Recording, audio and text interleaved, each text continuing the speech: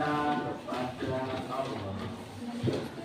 Sebelumnya mungkin kalian pernah mendengar istilah cinta kan?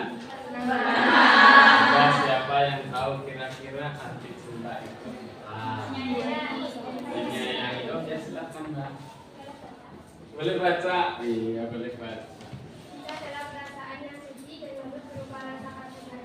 Ya, cinta adalah perasaan yang suci dan lembut dan kasih sayang. Ada yang lain mungkin tidak perlu baca, tidak apa-apa. Mungkin kamu punya pendapat tentang cinta. Kira-kira ketika orang jatuh cinta perasaannya apa saja? Senang. Pertama deg-degan ya, seperti hari ini ya. Sampai berkeringat begini ya. Deg-degan, terus kemudian malu-malu tapi mau ya. Seperti menjiwai sudah pernah. Kemudian apa ya? Kalau tidak ketemu, tapi kalau ketemu,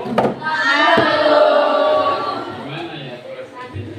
Baik, saya yakin kalian semua tahu lah ya, paham tentang cinta itu. Tapi hari ini kita akan membahas secara khusus yaitu cinta kepada Allah dalam hal yang pertama khauf,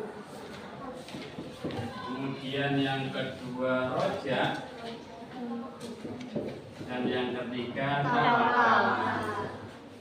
Ya, nanti kalian bisa mendalami itu semua di beberapa untuk materi yang sudah saya sampaikan.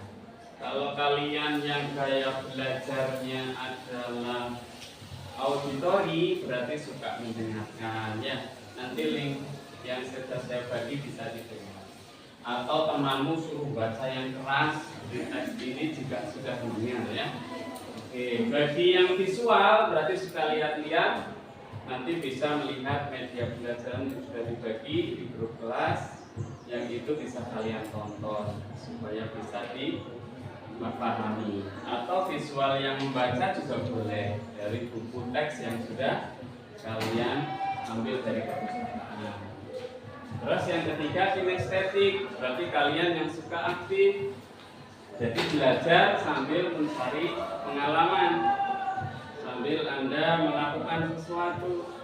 Maka nanti kalian bisa melihat di YouTube yang menjelaskan tentang cinta kepada Allah ini.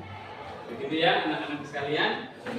Jadi pada pagi hari ini tujuan pembelajaran kita yang pertama adalah kalian diharapkan bisa memahami tentang cinta kepada Allah.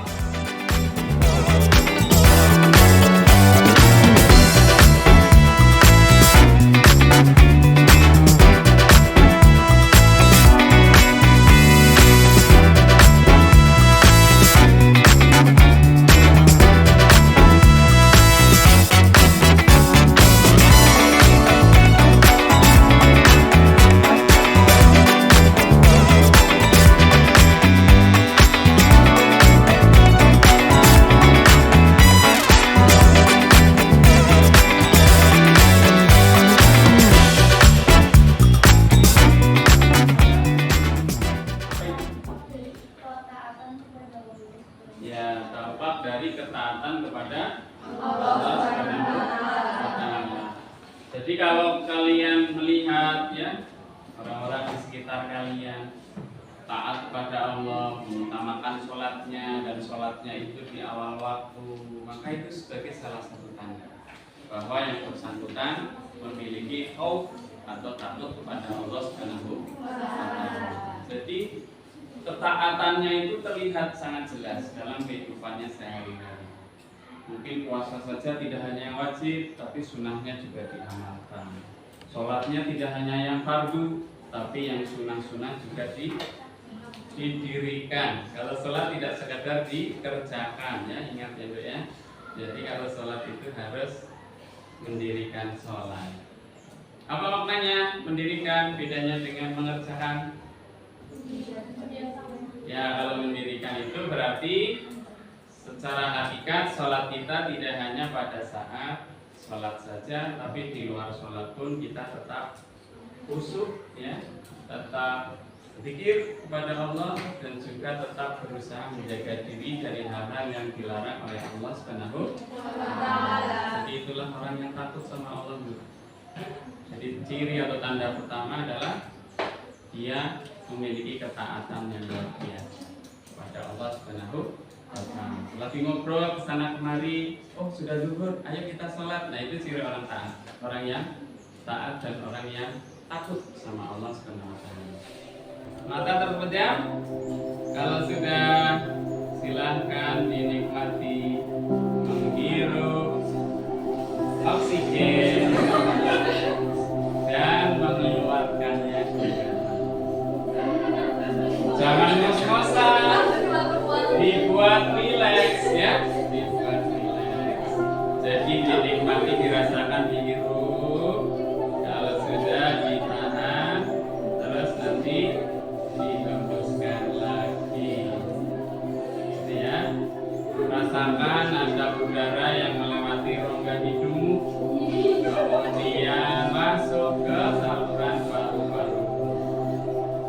Rasakan juga betapa di setiap bagian tubuh kita Allah memberikan karunia yang tidak terkira. Atau tentang rojak saja boleh, atau tentang tawakal saja, atau cinta kepada Allah secara umum, tidak masalah, ya. Yang penting di situ kalian ada bermain peran, ngobrol, ya. Intinya supaya yang menyimak obrolan kalian menjadi paham tentang materi yang ada dalam obrolan tersebut. Tentunya adalah materi di bab 7 ini. Begitu ya, anak-anak sekalian, bisa dipahami? Ya, gitu. Baik, kita sampai ke refleksi pembelajaran. Ingat tujuan pembelajaran kita tadi apa yang pertama, Dok? Mempelajari tentang cinta kepada Allah. Kemudian tujuan belajar yang kedua, ya, diskusi dalam kelompok tentang kaum kerja dan tawakal. Lalu yang ketiga adalah berkolaborasi dengan kelompoknya untuk membuat produk hasil belajar.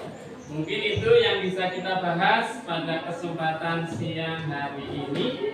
Saya apabila dalam mengajar kalian hari ini ada kekurangan, ada kesalahan, saya pribadi mohon maaf yang sebesar-besarnya. Dan ingat depan tugas kalian adalah ya presentasi tugas produk hasil belajar kaitannya dengan bab 7 yang sudah kita bahas tadi. Terima kasih atas perhatian kalian. Sekali lagi mohon maaf atas segala kekurangan. Saya cukup sekian. Wassalamualaikum warahmatullahi wabarakatuh. Waalaikumsalam.